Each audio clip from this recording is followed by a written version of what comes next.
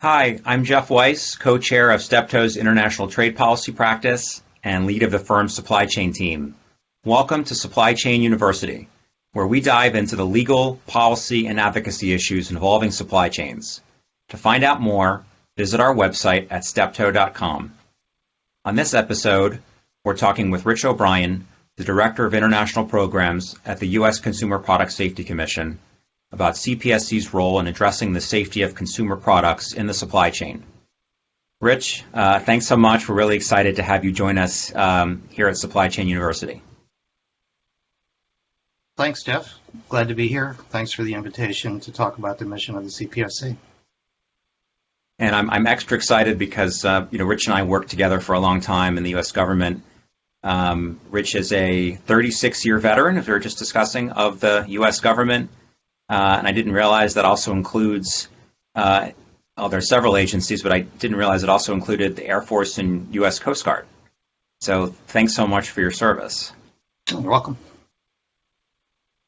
So maybe we could start, and maybe you could talk a little bit about the CPSC and its mission and jurisdiction and authorities. Okay, sure.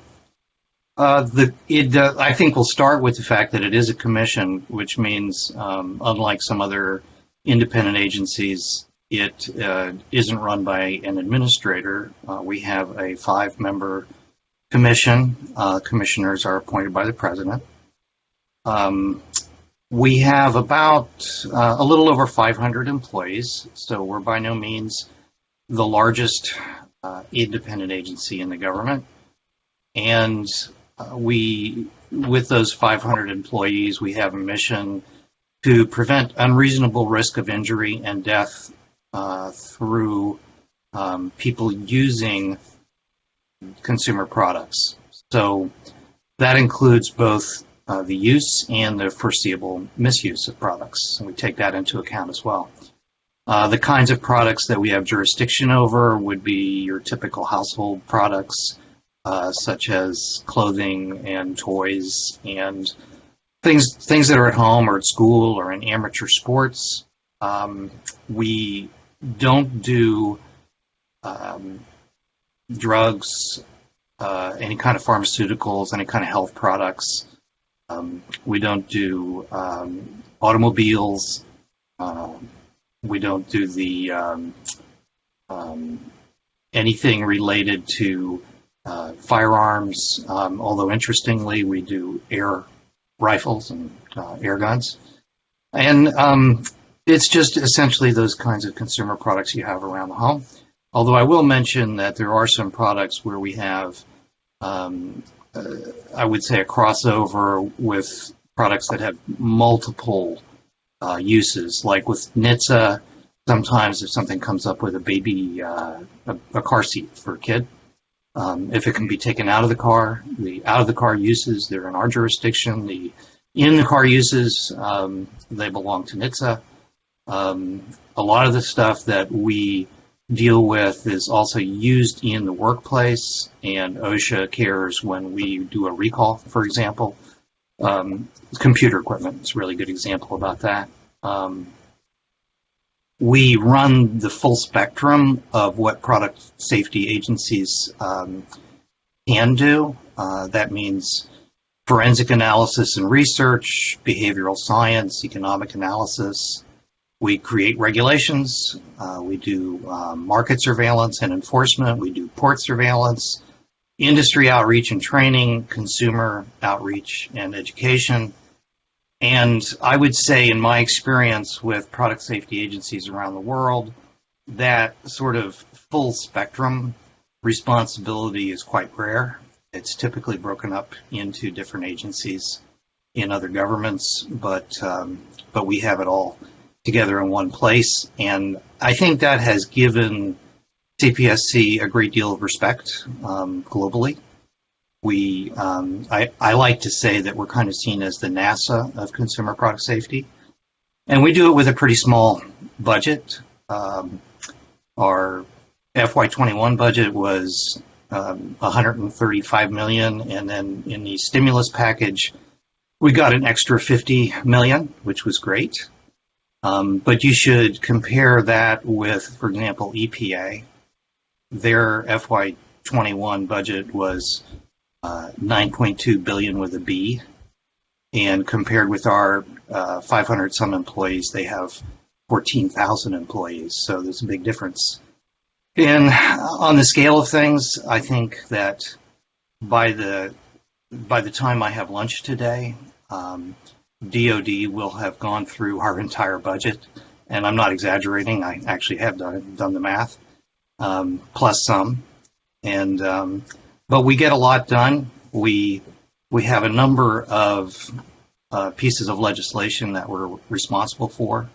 Most notably, the Consumer Product Safety Act of 1972, which, as you might know, was heavily amended by the Consumer Product Safety Improvement Act of 2008, which was largely in response to the 2007 issues with lead in children's toys and on the paint in children's toys. There's the Children's Gasoline Burn Prevention Act, Federal Hazardous Substances Act, which is about warning labels, and that's been amended over the years to include labels for choking and labels on art materials.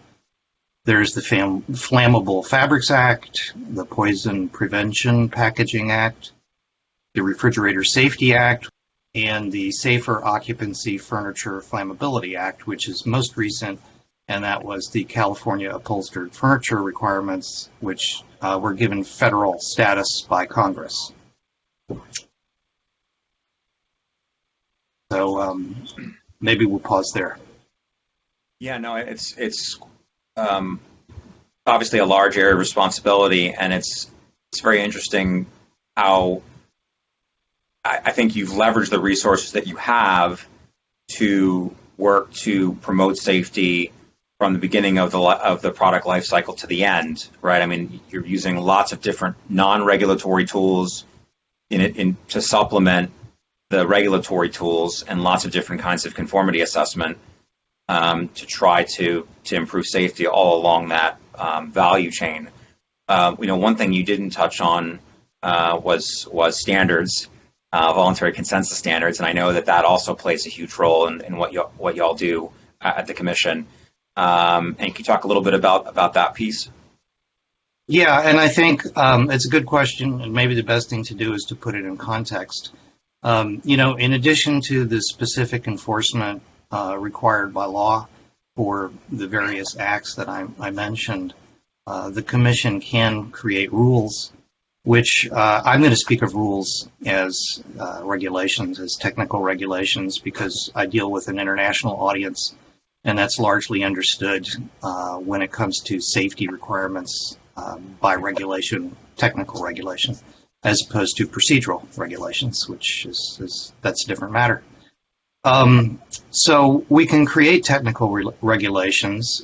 In doing so, we have to go through the same Administrative Procedure Act requirements. In fact, we have a couple of different additional steps for some of our rulemaking that's required in addition to what the APA requires.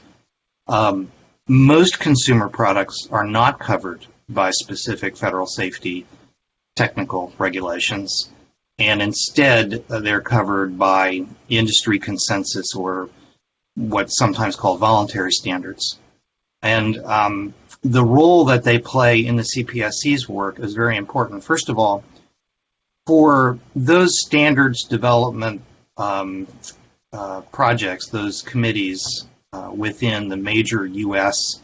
standards development organizations and some international organizations that operate largely around the world quite actively. And in that case, I'm thinking of the ISO, International Standards Organization. CPSC works in those organizations to the extent that the products are high risk, to the extent that the standards development is a key to safety for a large number of U.S. consumers. In that respect, I should add that in the U.S. market, I would say where there are safety standards in place, that is, consensus standards, They are typically either ASTM standards or UL standards. They are sometimes Canadian standard, and not too often in the consumer product world are they ISO standards. But I think over time there's a growing trend in that direction, particularly with some of the emerging hazards that we're seeing with connected products. I want to give you a good example of how we use voluntary standards. So they're voluntary, as the term implies, but really are they standards that a company can take or leave and expect that everything's going to be okay if there are injuries or deaths related to the product? And the answer is obviously not. So it behooves a company to make sure that the products that they are putting on the U.S. market do meet the key industry standards that are out there. And typically, retailers demand that products meet certain standards, and it's part of a business relationship. But sometimes it doesn't work out if a product is new. And if you'll recall, a few years ago with hoverboards, we're approaching Christmas time. I think this was 4 years ago. And people's living rooms are catching fire because the hoverboards have certain problems with their batteries, with their charging system, and with the voltage control systems. So we are doing at the ports, as a result of that, during those months, we're doing inspections of shipments that contain hoverboards. Now, at that point, there was no standard for hoverboards. And we were examining shipments, pulling samples in order to test them and make sure that the root causes that we had identified for these fires wasn't present in the sample that we were pulling. We didn't have a standard to rely on, and we didn't have any confidence that the boards had met any known standard. And we appealed to industry to get to work on voluntary standards quickly and in a very short amount of time. Industry, working with UL and with Cpsc's participation, came up with an electrical standard for hoverboards. And as soon as that standard was out there, we had something that we could use as a benchmark. And then the question, if we had a shipment that said it met the UL standard, then the only question we really needed to have was, do we have confidence that the claim of meeting the standard is true? And that's a different story altogether. So if we're dealing with known enterprises that are involved in the transaction, and they have a good reputation, and our data systems show that we have had little or no problems, then we can have a high degree of confidence. But that's a really good example of how a standard that works, that we have confidence in, can minimize the delay of a product being shipped, of entering the United States.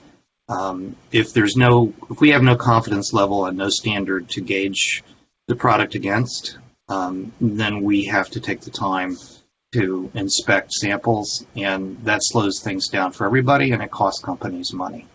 So I think that's kind of a nutshell, good example of how standards come into play. I also think it's a good example that shows the importance of both standards and conformity assessment. Right, at the two sides of the coin, you need both. You need to know what's the standard, and is there confidence that the standard's been met. It sounds as though a lot of the products that Cpsc regulates are manufactured abroad. Where are they typically manufactured? Well, there's two ways of answering it. One is depends on the kind of product. But I will say that broadly speaking, within the products, the groups that are within Cpsc's jurisdiction, a significant percentage of them are manufactured in China. I would say of the imports, we're looking at about 42%. I should mention, by the way, that the numbers I'm throwing around, and in some cases, what we're doing is pre-COVID, and we have to understand that we don't exactly know how post-COVID is going to look. It might be very, very similar, and I think for some things it will be. But we're essentially talking about data that was developed pre-COVID. So China, about 42% of imports. Mexico is behind them at about 11%. Another examples, Taiwan and Canada each are at about 4% of our consumer product imports. However, if you were talking about toys specifically, China accounts for well over half of the toys that are imported into the United States. So it depends on the product, and some things are changing over time, and we see growth in some countries in the kinds of products that they are exporting to the U.S. Yeah, I realize that, as you said, it's difficult because you don't have post-COVID data. But have you seen any shifts in supply chains over the last few years?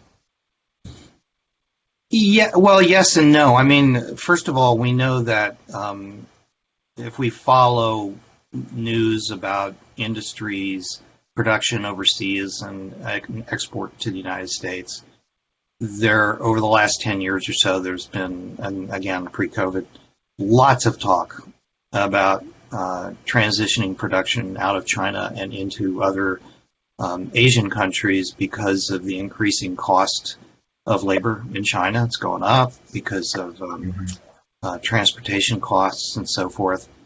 And while that may be true in some industry areas, it hasn't been exactly a tsunami in the case of the consumer products that we get from China. We've seen some maybe duplicative production, maybe it's backup, and in those cases, those companies were probably glad they had it when COVID started to mess with supply chains in Asia, particularly in China. But we've seen some of that in the Asian region. A couple of interesting examples. Apparel. A lot of companies have decided to have their apparel put together from components in Vietnam, but they have specifically continued to have the fabric, the components sent from China to Vietnam because they're very, very happy with the years of experience that their suppliers in China have had in meeting their requirements, and they have confidence that the sewing can be done well in Vietnam, and they find that may be a good balance between not a way to not put all the eggs in one basket and still get the best from two different production areas. And another interesting thing, you talk about trends. When I first started with Cpsc, mattresses were by and large made in the United States. And in the time that I've been with the agency, which is now 15 years, we're seeing a lot of overseas production of mattresses. And somewhere the economics of it changed. And companies do that when they realize that they can get something made abroad with a level of quality and reliability that is close enough to what they got someplace else. Mm-hmm. So that was an interesting trend that we've noticed with the mattresses. We have seen a few interesting trends. I know you mentioned earlier that whether you're looking at toys or consumer products in general, it seems like China's the number one exporter, and CPSC has an office in China, and I'm wondering if you could tell us a little bit about how that came to pass and what that office does with respect to promoting product safety in the supply chain for the products that you regulate. Yeah. Well, I mentioned that I came to CPSC about 15 years ago, and I actually arrived during the summer of the lead paint on toys. Mm-hmm. And I had just retired from the Foreign Service, where I had seen in my various assignments overseas, I had seen that a number of government agencies that were specialized in some kind of goods or product regulation had people assigned overseas, and the kind of work that they did, training or working with industry exporters there and so forth. And I thought, my gosh, we really need somebody in China, given the importance of Chinese origin consumer products to the U.S. market, what we're going through right now with children's products, with the lead and everything. And we did manage to open an office in Beijing at the embassy, and it's one American attaché and one local hire. And they do kind of in microcosm, although there's nothing really micro about China, what our office does globally, which is we do outreach to suppliers, we do outreach to buyers, we work with laboratories to try to help them understand what they're supposed to be doing with testing, and we work a lot with governments. So in the case of China, reaching out to suppliers in person had a very big impact. We use the trade associations for the various different kinds of manufacturers and suppliers on the ground in China. We go and do in-person training. We stay busy doing that. As again, COVID has been an exception to that, but otherwise, lots of on-the-ground kind of work, supplemented also by periodic training missions that we'll send out from headquarters to go to China and to the region, I should add, in Asia, and ensure that suppliers understand that we're paying attention and what are the key things we want them to look at. As you would imagine, children's products are, a huge chunk of where we put our focus. It's high-risk products, vulnerable population, so we put a lot of focus and energy on that. We also reach out to buyers, and we discovered over time that many of the repeat violations of regulations that we were seeing in large, highly experienced, credible retailers in the United States, we're seeing, repeat performance of the same kind of violations. And it turns out it's the buyers who are making these decisions. They're not getting the training that they need. We wanted to supplement that, so we tried to do a buyer's training in China and another one in Vietnam each year, and hit those areas where we're seeing what we think needs more remedial work. We also, as I mentioned, reached out to laboratories. There are just a ton of testing labs in China, and periodically we'll do a laboratory outreach where we'll try to gather a bunch of them together in a room and go over what the key issue areas are that we're seeing with testing. And then the last thing is working with governments. And I have to say that we are fortunate in the sense that we're in the product safety business, and our Chinese government colleagues who are in the same business seem to want to improve domestically, and they seem to want to learn how we do things, and that works out pretty well. We have a pretty good relationship, and we have pretty good freedom of movement in China and an ability to reach industry when we need to. And it's I think the benefit of being in the business that we're in is we're not seen as a competitor or a threat, but rather as colleagues in the same business as they are, Right. with a mission that they feel like is the same mission they have. So that's how we operate in China.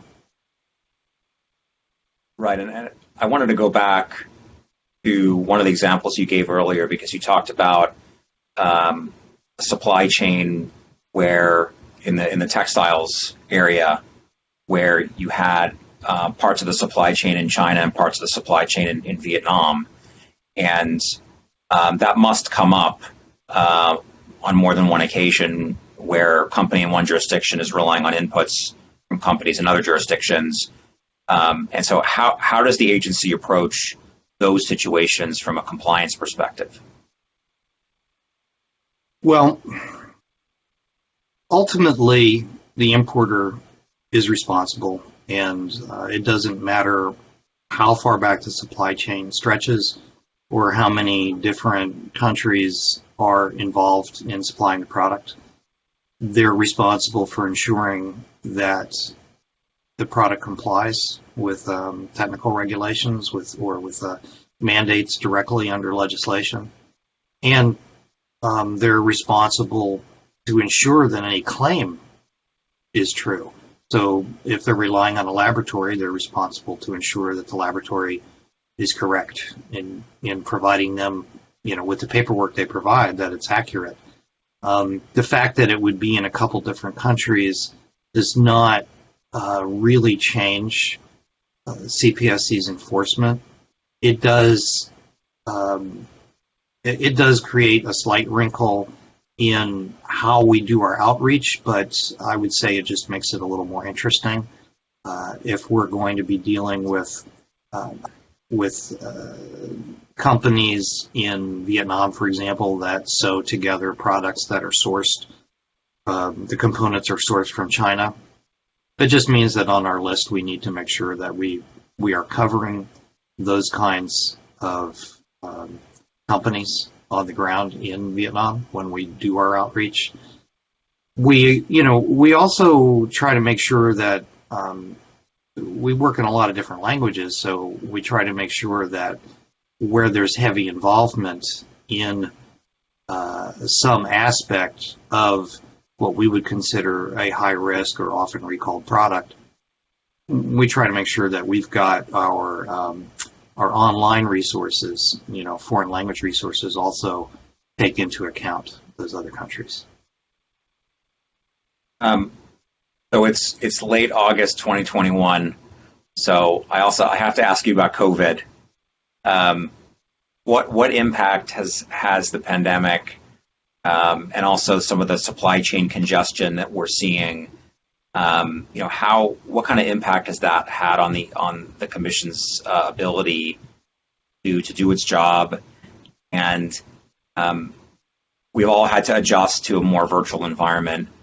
How has CPSC adjusted to this environment to ensure that you can fulfill your many statutory responsibilities? Well, I guess I'll focus mainly on those areas that my office is responsible for, which is the international aspect of it. Beginning about 10 years ago, we started translating a lot of our regulations and different parts of legislation that applies, translating it into Chinese and posting it on the CPSC's website. And we also were posting recordings of training events and webinars, for example. COVID has certainly upped our game. We are putting many, many, many more pages up on our website, many hours of videos and various short instruction in how to do this or best practice to do that.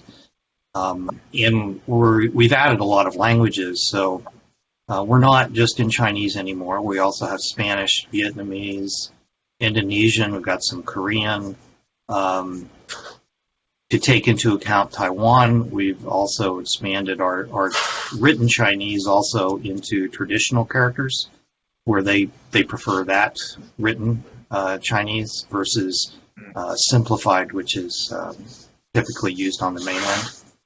I would also mention that the regulatory robot, which is a fantastic tool created by our Small Business Ombudsman's office for regulated products. That regulatory robot, which walks you through what the required, what are the regulatory requirements for the product that you want to sort of run through the robot. It's a kind of a decision tree sort of program. Anyway, that has expanded into foreign languages now, with a focus on languages that correlate to products and countries where that product is very heavily exported to the United States. So, for example, the first one we did was Chinese, no surprise there, and it was for any aspect of the robot's information, any chunk of information dealing with requirements that could be correlated strongly to Chinese exports, you could get that information in Chinese. And we've done the same thing with a number of other foreign languages. I would also say that outside of the outreach part, the dynamic of international trade that COVID has created that's maybe of the most concern to not just Cpsc, but to product safety agencies all around the world is the direct-to-consumer cross-border sales. And if you think about it, historically, products came in wholesale quantities. They came in containers, and you dealt with those containers and did interdiction if necessary, inspection if necessary, sampling if necessary, all in a sort of an SOP on how to ensure that the consumer products that are coming into the port are safe. Well, with direct-to-consumer cross-border sales, you've got small parcels, small packages that it's very difficult to know what's in them. And they make their way directly to consumers. They may contain items that just would never be permitted on the market in the United States. Things that are not inspected, not certified, so forth and so on. And that is a growing issue with not a lot of good solutions. There's been one significant, I would say, and very interesting development internationally in this regard. Cpsc participates in one UN group on consumer product safety. And during 2020, that group put forward, and there was adopted, a UN recommendation on preventing cross-border distribution of known dangerous consumer products. And I think that maybe in the future, as countries ponder how they might put in place best practices, there may be ways discovered within legislation or regulation to help slow, maybe not totally prevent, but at least slow this stream of products that come directly to consumers which may not meet a country's national safety requirements. But yeah, COVID has had its impacts, and it will be interesting to see what the new normal is after we get past the COVID crisis. Another trend that I wanted to talk about, and you mentioned this a little bit earlier, was connected consumer products. And I'm wondering how that has changed the agency's job, or maybe complicated the agency's job, because in that case, there's the potential that a product could become hazardized later in the product life cycle. So, what do you recommend that companies do to reduce the risk of that occurrence? This is a really interesting area that we don't yet fully understand what the impact is going to be. But right at the start, one of the things that's pretty clear is it has a inherent global dynamic. The internet is global, and connected products are connected all around the world. And so there is a lot of talk among global regulators about, how to get our arms around this in a way that is mutually beneficial, and it doesn't sort of balkanize legislation and regulation to the extent that a lot of the best qualities and the good that can come from connected products is somehow chopped up by different approaches around the world. It remains to be seen how that is going to work out. And it also remains to be seen what the impact is going to be with the products themselves with regard to safety. So far, if you measure impact by the number of cases the Cpsc's had to investigate for connected products, the impact hasn't been great. I think everybody recognizes the potential is there. Right. Hazardization, which is what you have when a product becomes hazardous due to changes after it gets into the consumer's hands. Hazardization is not entirely new, but the dynamic is different. I'll give you an example. If a consumer decides to disengage the automatic shutoff on their power lawnmower so that they can walk away from it and it keeps running, well, yeah, it's hazardized, but they know it. They did it. If a consumer has a product that's typically has a lifespan of 10 years and they're using it, into 45 or 50 years, then the consumer has a judgment that, yeah, it's old and I'm just going to use it till it breaks. But if it becomes hazardous, they're not going to be surprised because they know what happens when a product of that type, gets long in the tooth. Things stop working the way they're supposed to. Hazardization of a connected product is in many cases something the consumer doesn't know about. Even if they download, let's say, a third-party app to, quote, improve the operation of the product, they may be completely unaware that the app could disable something that is needed in order for the product to be safe, to not injure, not harm the people who use the product. So I think it's really going to be interesting. It's going to depend on diligence of designers and engineers. They're going to be tested by the increased number of variables that go into these kinds of products, the potential for externalities operating upon the product, the recycling of vulnerable software, for example. I mean, you want to make a cheap online product, you look for cheap components, and that includes software.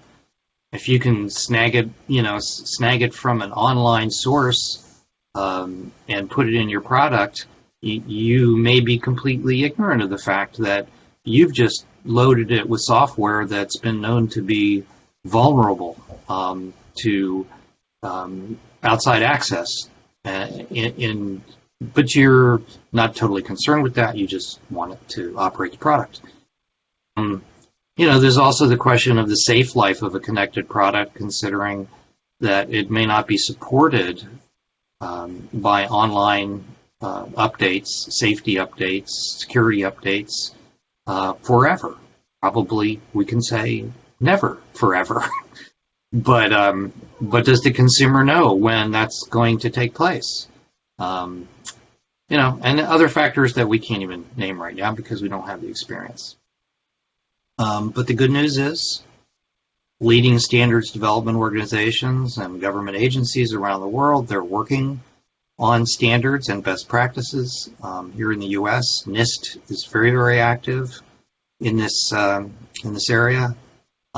Companies, they need to stay on top of the developments, and they need to have people who understand the science and engineering that goes into connected products.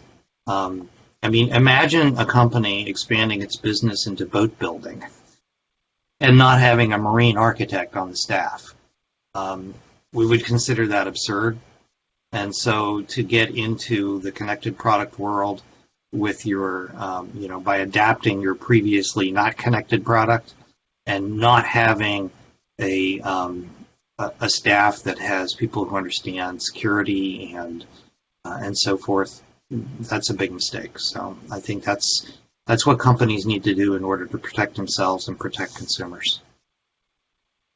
Well, it's good to know that there's already some international work being done and that the agency is looking to international regulatory cooperation in this area.